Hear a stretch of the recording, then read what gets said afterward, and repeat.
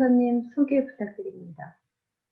네, 저는 이제 2007년도에 대한민국에 입국을 했고요. 어, 입국을 하고 나서 이제 작가로, 탈북 작가로 이제 활동을 하다가 지금까지 활동하고 있고요. 책 2권을 내고, 지금은 남한 남편과 함께 이제 가정을 이뤘고, 이제 딸 둘과 이렇게 살고 있습니다. 현재는 이제 전 세계 다니면서 북한의 기독교 박해에 대해서 이제 알리고 있고, 또 코로나 이후에는 국내에서 북한의 기독교 박해에 대해서 또 북한을 위한 또 기도를 같이 이제 국내 대한민국 교회가 같이 기도할 수 있는, 또 복음 통일을 위해서 기도할 수 있는 그런 간증 집회를 지금 진행하고 있고, 함께 또 기도하는 기도회도 마련해서 함께 하고 있습니다. 책을 출판하셨다 그랬는데 책 소개 잠깐 해주시겠어요? 책 제목은 자유찾아 천말이고요.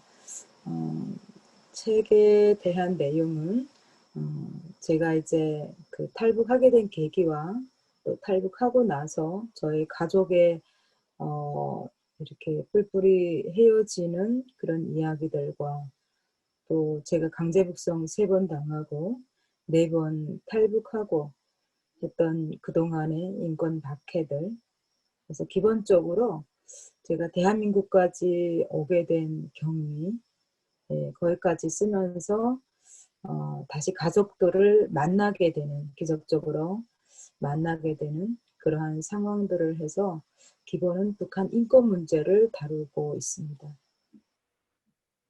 책을 2편 내셨다고 했잖아요. 그래서 하나는 자유찾아 산만리, 자유찾아 천만리요. 산만리. 다른 책은 어떻게 되죠? 다른 책은 시집인데요. 이제 네. 북한 인권에 관한 그런 시입니다. 제목은 이제 마지막 선물이라는 시집을 출간했는데, 이 시집의 특별한 것은 이제 남한의 이제 성도와 출판사 직원들과 또 제가 북한에 대한 시를 쓰면 남한의 작가들은 거기에 맞는 기도를 이렇게 해서, 왼쪽에는 탈북자의 시, 또 오른쪽에는 거기에 맞는 기도문을 적어서 정말 굉장히 아름다운, 어찌 보면 북한을 향한 기도의 시와 기도의 시로 그렇게 이제 출판이 됐습니다. 아, 네. 코로나 바이러스 이후로도 그래도 어떤 활동을 하시는지 조금 더 구체적으로 말씀해 주실 수 있나요? 다 이제 해외의 스케줄들이 다 이제 딜레이 되거나 또 취소가 되는데, 감사하게도 하나님께서 이제 국내의 교회를 다니면서 북한의 기독교 박해 문제를, 신앙의 자유에 대해서 이렇게 간증 집회들을 또 열어주셔서 많은 이제 남한의 어, 기독교인들을 지금 깨우는 그런 일을 하고 있습니다. 선교사님은 언제 신앙을 처음 가지게 되셨는지, 그리고 언제 또 인격적으로 하나님을 만나셨는지 소개해 주실 수 있나요? 네, 저는 제일 처음에 그 성경책을 접한 곳이 북한입니다. 그래서 만으로 18살 때 북한에서 엄마를 통해서 성경책을 접했고요. 그 성경책은 이제 좀 경로가, 또 전달해 주신 분들이 미국과 그리고 대한민국의 교회 분들이었습니다. 특별히 뭐 특정 어느 교회다라고는 우리는 알지는 못하지만 이제 북한의 고난의 행군이라고 일명 그렇게 하잖아요. 막 350만 명이 굶어 죽을 때 그때 많은 탈북자들이 발생이 되면서 중국과 북한의 접경 지역에 중국 조선족 교회들이 있는데 그 조선족 교회들의 미국 선교사님들과 또 남한의 선교사님들이 성경책과 또 쌀을 가져다 놨었어요. 성경책은 핸드폰처럼 작은 이제 구약 성경이었고요. 그래서 많은 탈북자들이 쌀 가지러 왔다가 그 교회에서 성경 공부를 한 며칠 하고 이제 쌀배낭에 이제 쌀배낭에 성경책을 넣어서 그렇게 이제 그 집에 가지고 갔었죠. 그래서 저희 엄마도 그런 경로로 이제 집에 성경책을 갖고 와서 제가 그 성경책을 접하게 되었습니다. 그래서 그때 이제 하나님을 알게 되었고, 사실 그때까지만 해도 이제 누가나 뭐 하나님에 대해서 옆에서 이제 알려주는 사람이 없기 때문에 또 성경책은 특별히 이제 가라사대라는 글이 있어서 사실 좀 해석하기가 많이 어려웠어요. 그리고 지금 이제 좀 쉬운 성경을 봐도 사실 북한 사람들은 남한의 같은 이제 한국어지만은 그래도 많이 어려워요. 글들이. 그래서 그것을 이해하기가 참 어려워서 그랬지만 사실 이제 중국에 와서 진정한 하나님을 알게 되었고요. 제가 하나님을 인격적으로 만난 것은 어, 탈북해서 2000년도에 그 부활에 대해서 이제 신약을 접했을 때 부활에 대해서 알게 되었습니다. 근데 부활은 사실 하나님까지는 알겠는데 이제 부활에 대해서는 사실 좀 어려웠어요. 어떻게 사람이 이제 죽었는데 다시 올라갈 수가 있냐라는 이제 그런 질문이 저 안에 많이 있었고 거기에 대한 이거는 거짓이야라는 이제 거부감이 이제 들었고요. 근데 그때 이제 꿈에 예수님이 나타나셔서 이제 정확한 것을 알려주셨어요. 이제 하늘로 올라가시는 모습을 보여주시면서 믿으라고. 네, 그래서 이제 제가 그 부활에 대해서 정확하게 알게 되었고, 또 킹덤에 대해서 제대로 알게 된 것은 사실 최근입니다. 네, 그냥 이제 예수님은 우리를 위해서 죽으셨다. 그냥 거기까지. 그래서 우리를 위해서 피를 흘리셨다. 그리고 부활했다. 여기까지. 그런데 부활하신 예수님이 그 왕으로 계신다는 그 사실에 대해서는 사실 좀 잊고 있었는데 제가 이스라엘을 다녀오면서 킹덤에 대해서 알게 되었고 거기에서 하나님이 강력한 뜨거운 불을 저한테 주셔서 사실 좀 몸도 아프고 육체적으로 좀 아팠었는데 건강이 안 좋았었는데 그때 그 불을 받고 제가 회복이 되는 기적 같은 일을 접하면서 킹덤에 계신 그 우리의 왕이신 또 신랑이신 예수야를 다시 이제 새롭게 알게 되는 계기가 되었습니다. 북한에서의 어린 시절은 어떠셨나요? 아, 사실 이제 남한에 오니까 또 남한뿐만 아니라 전 세계를 다니면서 한국에서는 요즘 하는 이제 라떼라는 네, 라떼는 말이야라는 이제 꼰대라는 이제 그런 호칭이 붙기도 합니다. 이제 라떼는 말이야 뭐 이렇게 했었다 하면서 그래서 이제 라떼라는 그런 류의 사람이다라고 이제 얘기하는 시기인데 사실 저의 이제 어린 시절 특히나 뭐 저뿐만 아니라 탈북자들의 어린 시절을 꺼내기는 사실 좀 부끄럽고 그래서 많이 남한 사람들 축에 끼지 못하는 것 같아요. 뭔가를 이제 지나온 과거를 이제 얘기할 때는 사실 좀 공감이 잘 안 될 거예요.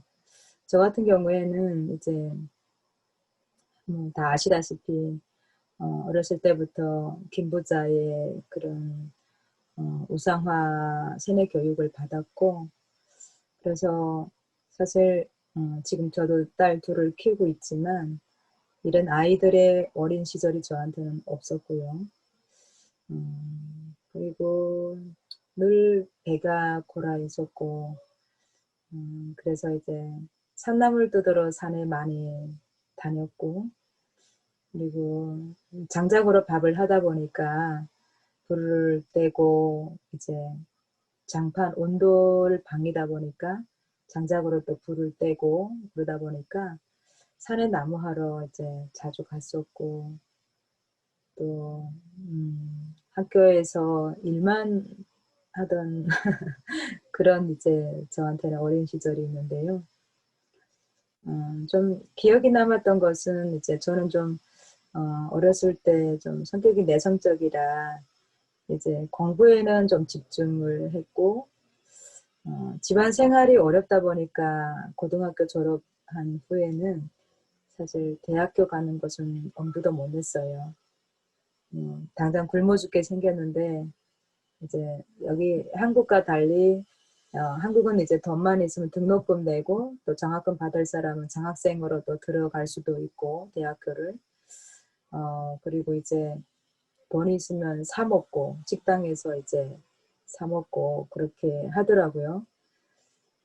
근데 이제 북한은 무료 의무 교육 제도라서 돈 내는 것은 없는데 그 기숙사에 불을 떼거든요. 그래서 불을 떼는 땔감을 직접 집에서부터 가지고 가야 돼요. 그리고 이제 먹을 것을 한 달 식량을 짊어지고 가야 됩니다. 그래서 사실 한국과는 굉장히 이제 많이 다른 시스템이라서 좀 이제 이해가 잘 안 되겠지만, 아무튼 이제 그런 대학교 생활이라 사실 어려운 제 가정 형편에는 좀 힘들어서 제가 학교를 포기하고 그냥 일을 했던 것 같습니다. 일을 선택을 했고, 그래서 북한은 아무리 일을 해도 돈이 나오는 게 없어요. 그런데 또 일을 안 하면 또 이제 감옥에 가야 돼요. 일을 안 한다고. 그러니까 사람을 그냥 이제 굶어 죽어도 죽는 한이 있더라도 이제 수령에게 충성 다 해야 되는 그런 이제 시스템이라 사는 게 좀 많이 힘들었고 정말 지쳤죠. 예, 아까 뭐 라떼? 한국에서 뭐 그렇게 얘기하신다고 했잖아요. 라떼? 예, 예, 전 그, 라떼. 저 그거 라떼 커피 얘기하는 줄. 예, 근데 이게 나 때는 말이야 이렇게 하는 것을 이제 라떼라고 커피의 그 뒤에 것을 붙인 거죠, 아, 그냥. 근데 예, 저는 그런 거 모르잖아요. 이해 못하죠.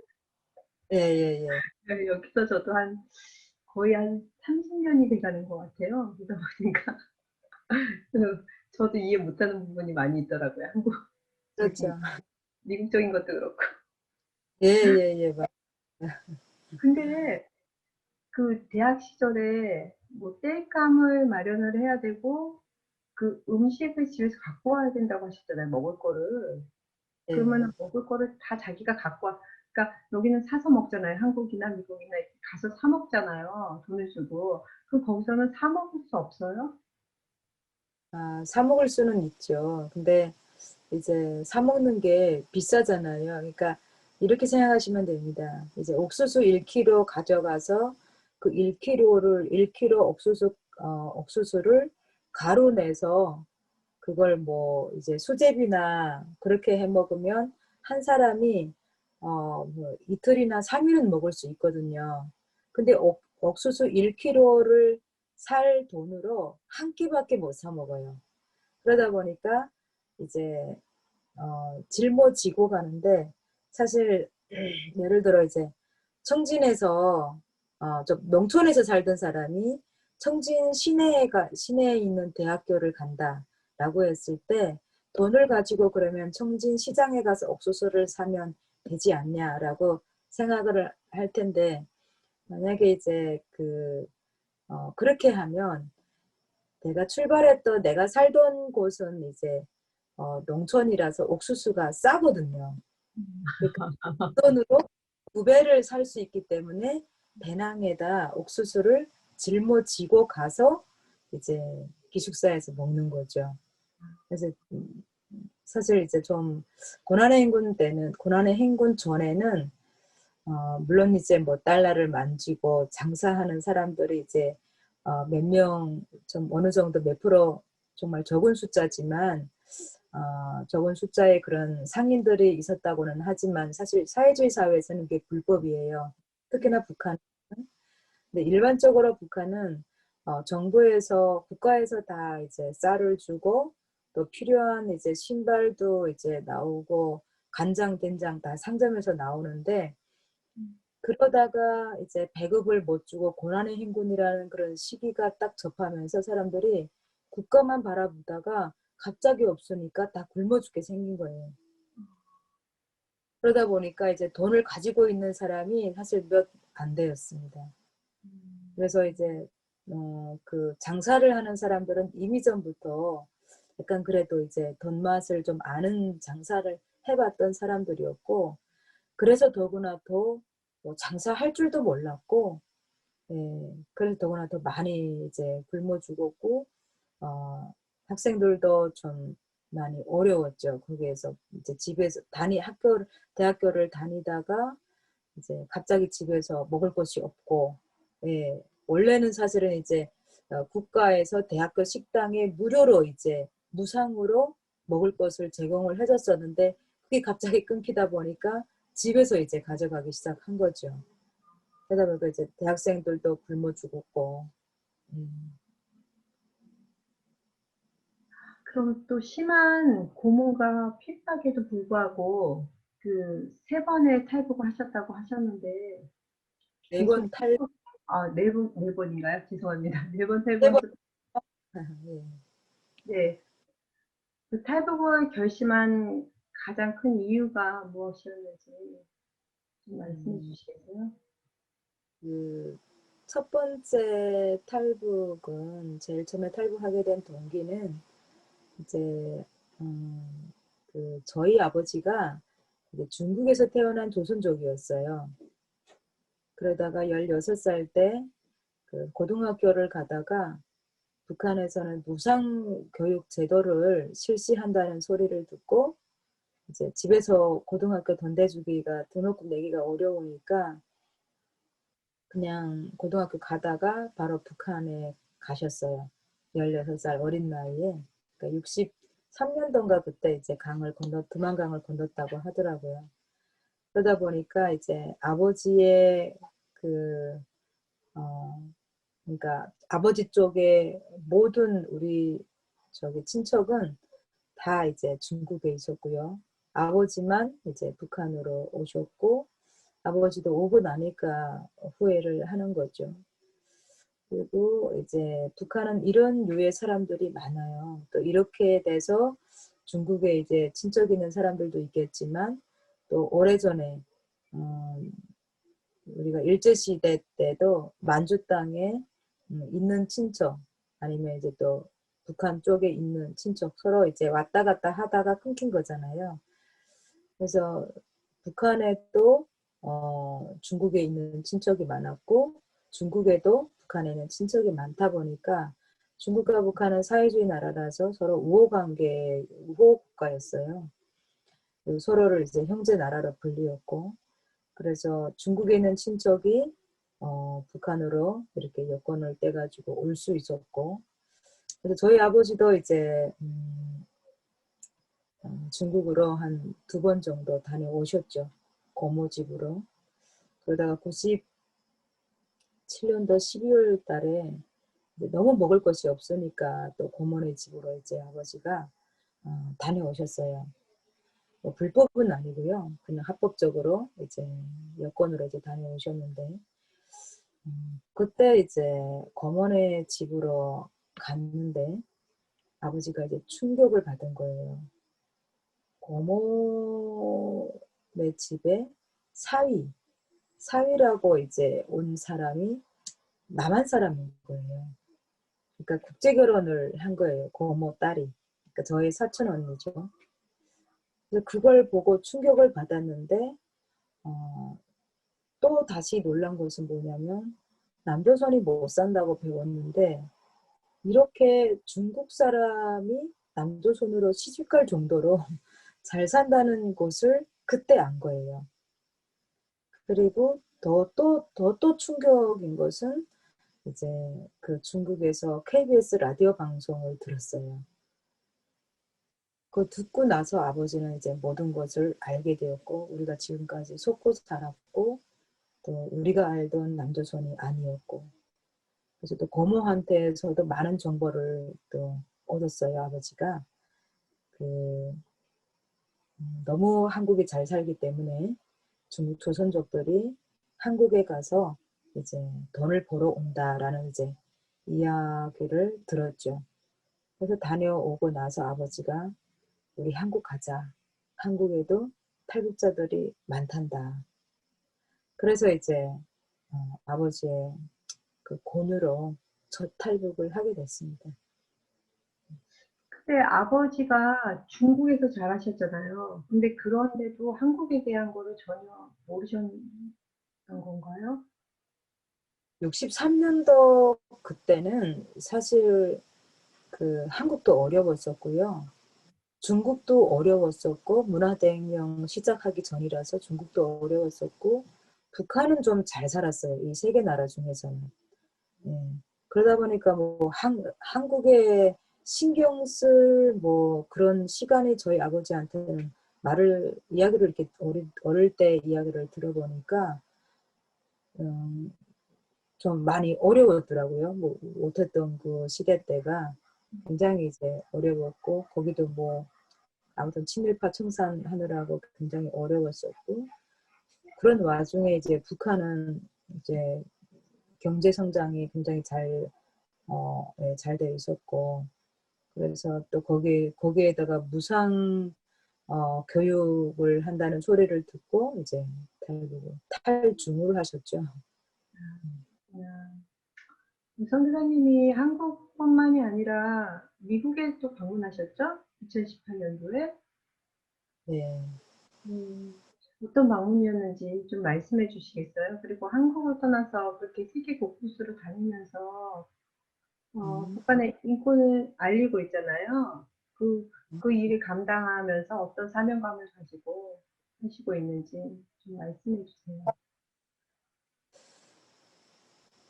제가 미국을 총 6번 다녀왔는데요. 이제 2015년도에 이제 그 한 달간 거기 있으면서 8개 주를 비행기 타고 다니면서 이제 간증 집회를 이제 탈북자 3명과 또 한인 이제 어,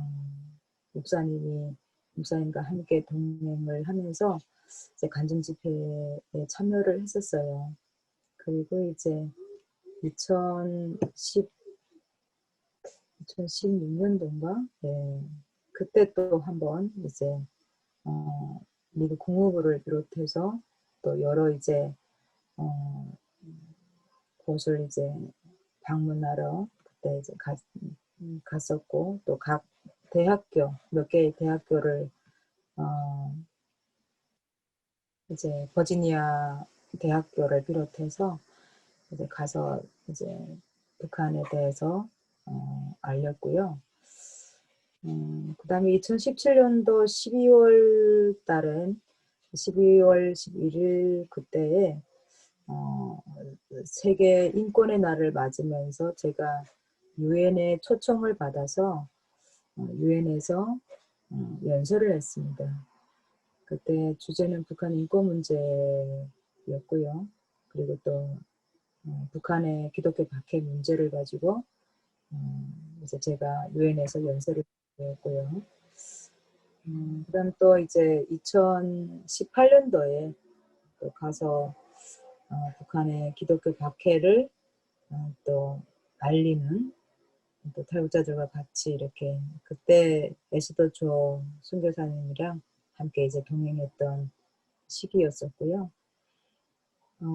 그리고 이제 작년에는 제가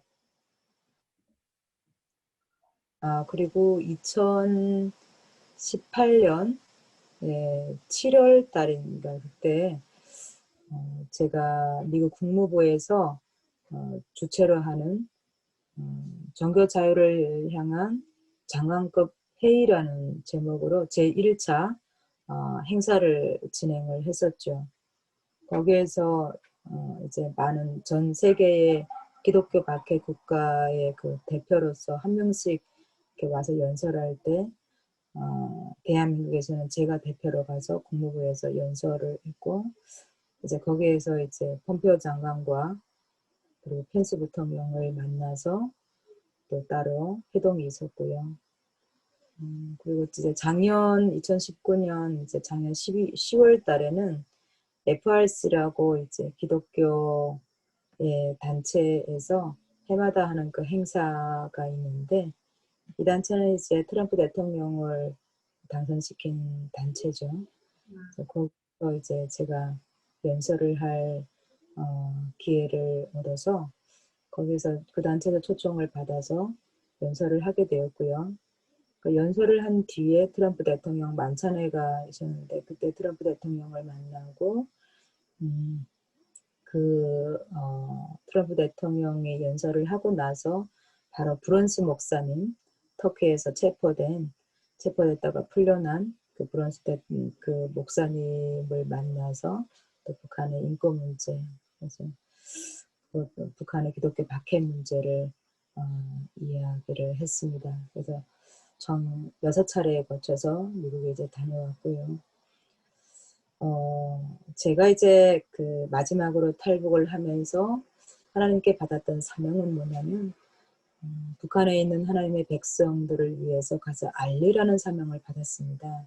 그래서 한국에 오자마자 저도 이제 한 3년 채 안 돼서 이제 북한의 하나님의 백성들을 위해서 책을 썼었고 그래서 그 이후로부터도 계속 이제 입으로도 알리고 글로도 알리고 하면서 알리는 역할에 이제 집중을 했었고 저희 사명이기 때문에 이런 저한테 이제 하나님께서 계속 북한의 기독교 박해 문제에 대해서 전 세계를 다니면서 이야기할 수 있는 기회들을 하나님께서 계속 마련해 주셨어요.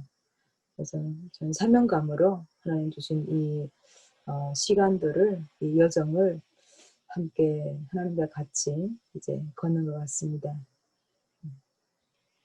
저도 선교사님의 그 간증 집회를 들었어요. 그래서 그 인신매매를 당하고 가족들이랑 뿔뿔이 흩어지고 또 어떻게 그렇게 인신매매를 당할 수 있었을까 하는 좀 의아한 부분이 있어요. 근데 사실은 한국에서도 지금도 인신매매가 일어나고 있다고 하지만 그렇게 인신매매가 그냥 그렇게 쉽게 이루어지나요? 그냥 사람을 그냥 잡아가나요? 가만히 있는 사람을? 그러니까 사실 이제 중국이라는 곳은 사실 우리 탈북자들도 북한에서 인신매매라는 것은 사실 생전 처음 들어봤고요. 이게 중국에서 이제 와서 인신매매라는 말은 처음 들어봤고 그런 단어가 있는 줄도 몰랐어요. 사람을 팔고 산다는 것은 사실 좀 이제 의아했고 이것은 있을 수 없는 일이다라고 저희들도 생각을 하면서 어쩔 수 없는 거죠.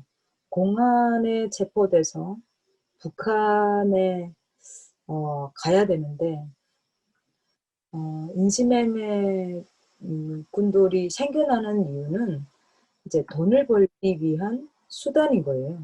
그 사람들이. 그러니까 정말 그 농촌에서 조선족들이 땅을 두지고 농사를 지어서 소를 키우면서 돼지 키우면서 이렇게 농사를 짓고 또 가축을 키우면서 그렇게 돈을 벌어야 되는 사람들이 갑자기 탈북 여성들이 물밀듯이 뭐 몇십만이 몰려드니까 중국에는 사실 이제 여자 인원수가 좀 많이 인구가 좀 그렇잖아요. 남자보다 굉장히 적은 숫자이고요. 그래서 이 결혼을 못한 사람들이 상대적으로 많습니다. 특히나 시골에 더 많고요. 그래서 이 변수를 이 사람들이 알게 되었고, 그리고 좋은 기회로 삼았고, 또 돈을 벌 수 있는 굉장한 좋은 기회인 거죠. 거의 뭐 로또처럼. 그래서 이제 그냥 어쩔 수가 없는 것 같아요. 이렇게 처음에는 뭐 우리 돈 벌게 해준다, 잘 살게 해준다 하니까 너무나 좋은 거죠. 뭐 중국에 아는 사람도 없고 그냥 무작정 강을 건너서 왔는데 누군가가 잘 살게 해준다, 그리고 돈을 벌게 해준다, 배불리 먹인다라고 하니까 그래서 배 고른 사람은 또 자유가 없던 사람은 이런 말에 혹 갑니다. 네. 그래서 많은 이제 탈북 여성들이 그 어린 아이를 집에 냅두고 한 이제 쌀 가지고 금방 온다고 하고서는 이제 그 약속을 지키지 못한 채 그냥 엄마들이 팔려간 경우도 많고요. 네, 이제 이거는 뭐 굉장히 그 두만강 연선에서는 제 의지와는 상관없이 뭐 제가 안 팔려가겠다라고 할 수도 없어요. 그냥 무작정 이제 끌고 가니까. 그리고 사실 어디로 가는지도 목적지도 알지도 못한 채 그냥 그렇게 뭐 가는 거죠. 어쩔 수 없는 거예요. 거기서 도망을 쳐봤자 뭐 중국말도 모르고 그리고 어디로 도망쳐서 가야 될지도 모르고 저도 뭐 도망은 쳐봤지만 사실 중국 말을 알고 나서 도망치니까 도망을 치는 거지 말을 모르고서는 사실 도망할 수가 없는 거죠. 그래서 인신매매를 맞는 분들은 거의 북한 분들이 하시는 건가요? 그러니까 중국에 계신 중국 사람들이 그냥 잡아가는 게 아니라 북한에서 있을 때부터 내가 중국 가면 돈 많이 벌게 해줄게 이런 식으로 인신매매가 되기도 하고 중국에 가서도 북한 주민한테 인신매매를 당하는 건가요? 일단 이제 방법이 여러 가지가 있어요. 저 같은 경우에는 그냥 강을 넘어오니까 대부분 그래요. 강을 넘어오니까 이제 인신매매꾼들이 거기에 그냥 서고 있어요. 언제든 넘어오면 넘어오는 족족 이제 잡아다가 이제 어느 한 집에 데려가고 예, 그렇게 하는 거고 다른 한 가지 다른 또 방법은 이제 북한에 있는 그 이제 강을 건너서 오는 남자들도 있을 거잖아요. 북한 남자들. 그런 사람들을 매수해서 네가 몇 명을 데리고 오면 한 명당 얼마를 주겠다라고 이렇게 하는 거래를 하는 거죠. 그러면 이 남자는 뭐 이제 조금 좀 어렵게 산다거나 역전해서 꽃제비 하는 사람들을 이제 내가 정말 이렇게 살지 말고 좀 인간답게 살아라. 좀 내가 이제 잘 살게 해주겠다라고 해서 꼬셔서 이렇게 강을 건너서 중국으로 보내는 경우도 많죠. 그럼 그렇게 가족들이 뿔뿔이 흩어져서 있다가 오랜만에 정말 가족들을 만났을 때 엄마도 그렇고 동생도 그렇고 그때 그 어떤 심정이 어땠는지 저 되게 궁금하더라고요. 네.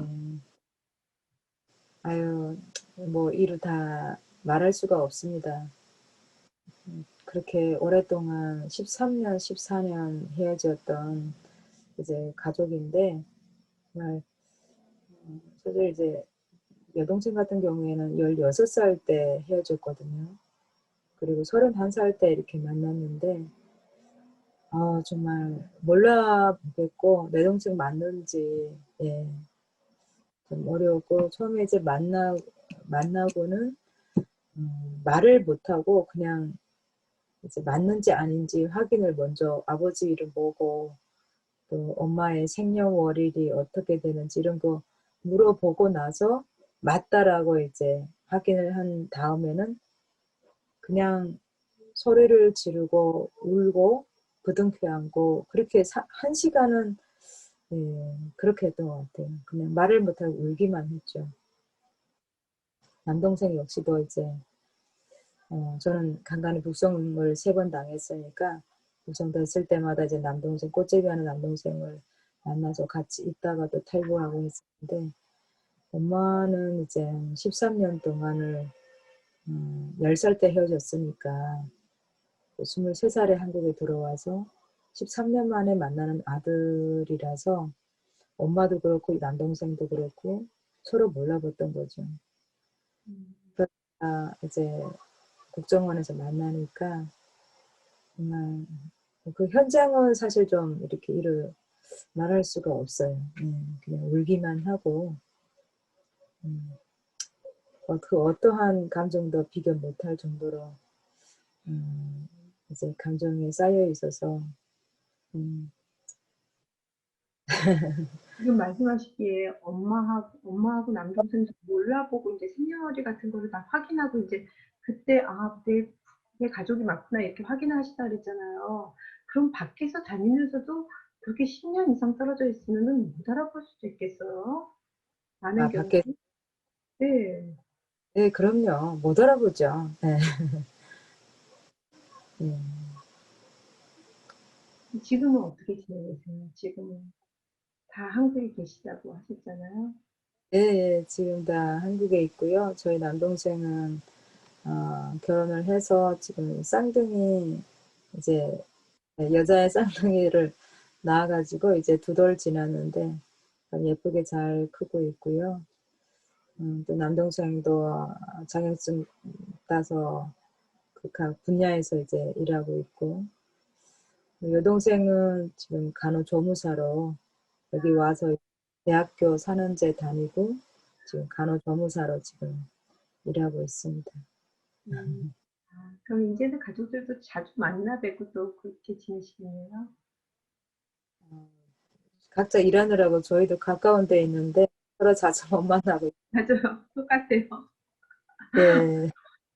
그 송여사님 요즘 가장 하고 싶은 일이 있다면? 아, 이제 내가 좀, 이런 일을 해보고 싶다는 거? 예. 제가 이제 요즘 조금 좀 영어를 좀 배우고 있는데요. 사실 제가 오래전부터 제가 영어를 좀 배웠어야 되는데, 좀 어렵더라고요. 왜냐면 이제 제가 영어를 배우는 목적은, 음, 지금까지 제가 각 나라에 다니면서 국제사회에 북한 인권 문제와 그리고 기독교 박해 문제에 대해서 호소를 했는데 사실 이제 통역을 통해서 뭐 통역이 못했다는 게 아니라 너무 훌륭하게 잘하셨는데 통역을 통해서 저의 감정을 저의 또 이런 호소를 전달하는 것이 아니라 제가 직접 이제 전 세계에 또 국제사회에 전달을 해야 되겠다라는 마음을 가지게 됐어요. 그래서 지금 영어를 지금 배우고 있고요. 또 하나는 뭐냐면 정말 어, 정말 간절히 지금 바라옵기는 우리가 정말 뭐 기자님도 역시 마찬가지겠지만 복음 통일을 앞당기는 건데 사실 우리가 하나가 돼서 북한을 위해서 간절하게 주님 앞에 올려드리는 그 기도를 함께 모여서 했으면 하는 바람이 있어요. 이제 코로나가 오다 보니까 사실 각 교회들이 이제 마음은 굴뚝 같은데 언제까지 줌콜로만 예, 할 수 없잖아요. 근데 이때까지 모였던 것이 너무 감사하구나. 이제 한 번 더 하나님께서 우리에게 기회를 주신다면 정말 한국 교회가 다 연합을 해서 주님 앞에 정말 엎드려서 장차 오실 유다의 사자 앞에 정말 엎드려서 정말 간절히 이 복음 통일을 위해서 기도하고 예배를 올려드리는 그걸 정말 같이 하고 싶습니다. 그 다음 지금 질문이 제가 보내드린 질문에서 현대사님의 비전과 꿈을 나누어 주세요 했잖아요. 예. 네. 지금 질문이 좀 많이 비슷할 것 같은데, 말씀해 아, 주시겠어요? 다릅니다. 네. 다행이네요. 제가 이제, 저의 이제 비전이나 뭐 꿈이나 이제 꿈은 제가 굉장히 이제 개인적인 건데요. 꿈은 제 남편이랑 함께, 어, 제가 미국을 여행하고 싶은 그런 꿈이 있습니다. 또 하고 싶은 일도 많이 있겠지만 그중에 가장 하고 싶은 이제 것이 꿈이 뭐냐라고 하면 남편과 이제 미국을 여행하는 기독교 국가이기 때문에 저만 다녀가지고 네, 그런 꿈이 있고요. 비전이라고 하면 제가 이제 저희 아이들도 지금 반주 사역자의 길을 이제 걸어가고 있는데요. 어떤 어, 사역자이세요? 네, 반주를 지금 피아노 반주, 네, 아, 네, 아이들의 그 비전이 반주 사역자입니다. 그래서 나이가 어떻게 되죠, 아이들이? 네, 큰애가 18살이고요. 둘째가 초등학교 3학년입니다. 음, 네, 그래서 저희가 이제 저희 가족의 비전은 우리가 통일을 한 다음에 북한을 통해서 중국을 통해서 러시아를 통해서 중동을 통해서 이스라엘을 가는 겁니다. 그래서 이스라엘에서 저희가 선교를 하는 예, 그래서 그게 이제 저의 또 저희 가족의 마지막 비전입니다. 예, 음, 미국에서 오시면 여행을 하고 싶다는 말씀은 이렇게 50개주를 다 다니면서 이렇게 여행을 하고 싶다는 말씀이신가요? 예, 아, 저도 못 해봤습니다. 뭐 저도 이렇게 다니면서 별로 반갑지 않은 지역도 있더라고요. 뭐 마약하는 지역도 있었고, 음, 네.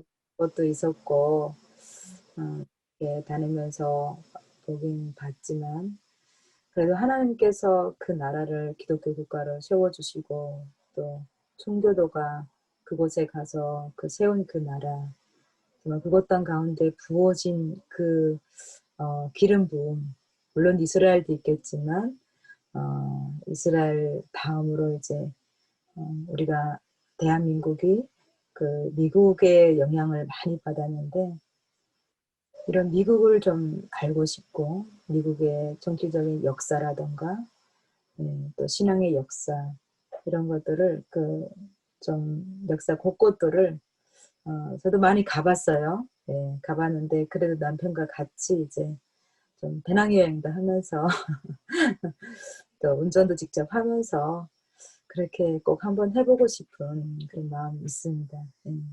아, 선생님 진짜 인터뷰 제가 준비한 질문 여기까지고요. 네, 선생님 이렇게 알게 돼서 너무 감사하고요. 예, 다음에 꼭 예, 뵙겠습니다. 그리고 인터뷰 나오면 보내드리겠습니다. 예, 예, 감사합니다.